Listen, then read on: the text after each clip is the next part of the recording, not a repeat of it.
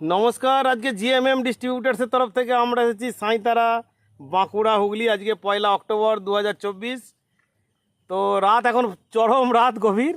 আমরা এই মুহূর্তে গেছিলাম সোনামুখীর কাছাকাছি একটি অঞ্চলে মিটিং করতে। আমরা এটা বোনা ধান, এক একটা ধানের যে ঝাড় হয়েছে সেটা আমি বলবো না, আমি বললে নিজের সুনাম নিজে হবে।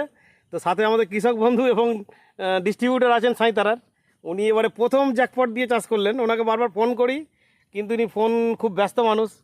তবু আমরা জ্বালাই, কারণ আমাদের যেহেতু মাল দিয়েছি আমাদের তো দায়বদ্ধতা থাকে খবর নেওয়ার। তো সেই হিসেবে বারবার ফোন করে ওনাকে জ্বালাই, মানে জানতে চেষ্টা করি যে কী রেজাল্ট হয়েছে না হয়েছে। এখন অলরেডি শিশির পড়ছে, রাত্রি প্রায় 9টা। তো সাথে দুজন কৃষক বন্ধু আছে এই এলাকার। তো আমাদের কোম্পানির তরফ থেকে শুভেচ্ছা। আজকে রাত্রি প্রায় রাত্রি কটা বাজছে? প্রায় 9টা, 8:30। তো কি দেখছেন? জ্যাকপট দিয়ে আপনার ধান চাষ করিয়েছি। মিটিংয়ে ছিলেন আপনি? হ্যাঁ। আপনার নাম? বিশ্বজিৎ দে। আপনি কি দেখছেন ধানে তো আমাদের যে বালিমাটি করেছি, আমি জ্যাকপট দিয়ে অবশ্য করিনি। আপনার কাছে মিটিং প্রথম শুনি, বিশ্বাস হয়নি? হ্যাঁ, বিশ্বাস ততটা হয় না, বিশ্বাস হয়েছিল। তো এরপরে আমি আলুটা থেকেই করব সেরকম চিন্তা ভাবনা। ধানটা কেমন দেখলেন?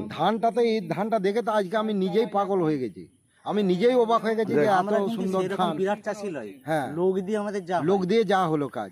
তাতে কি ধান খারাপ হয়েছে মনে হচ্ছে? দারুণ ধান হয়েছে, এত ধান আমি নিজেও কল্পনা করতে পারি। বিরাট একটা না, আমরা যে জ্যাকপট দিচ্ছি সেটা কি মনে হচ্ছে এবার মানে মানুষের বিশ্বাস জাগছে? পাশাপাশি যারা দেখছে তারা বিশ্বাস জাগছে। আমি চিন্তা ভাবনা করছি আলুতে বেশ কিছু আলু লাগাই, সেই আলুতে আমি এই জ্যাকপট দিয়েই লাগাবেন একদম। আর 20 তারিখ আরামবাগ মিটিং আসছেন? হ্যাঁ, অবশ্যই যাবো। যাক, আমরা বাঁকুড়া জেলায় এই ভালো করে কাজ শুরু করেছি। লকডাউনে কাজ হতো বাঁকুড়া জেলায়, সাঁইতারাতে না, টোটাল বাঁকুড়া জেলায় কাজ। এবার আমরা খুব ঝাঁপাচ্ছি, কারণ Bardhaman, Murshidabad, Bankura, Hooghly already cover up হয়ে গেছে।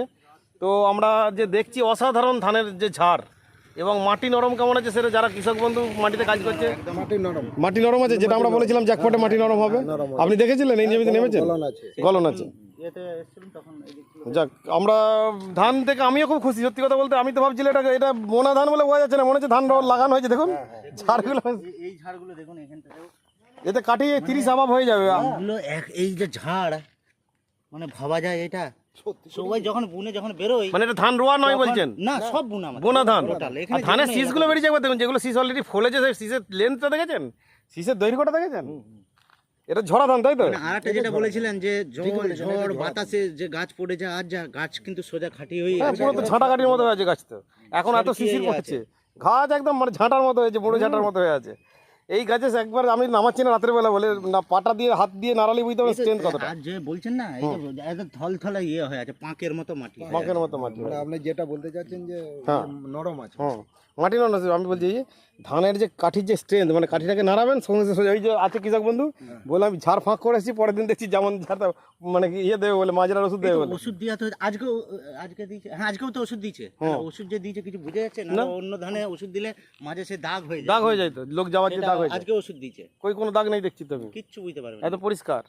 তো যাক, আমরা ধান থেকে খুব খুশি। আপনারা খুশি তো? অবশ্যই। না তাহলে জ্যাকপট যে মানুষের উপকারে লাগবে, কত মাল নামানো তো আছে।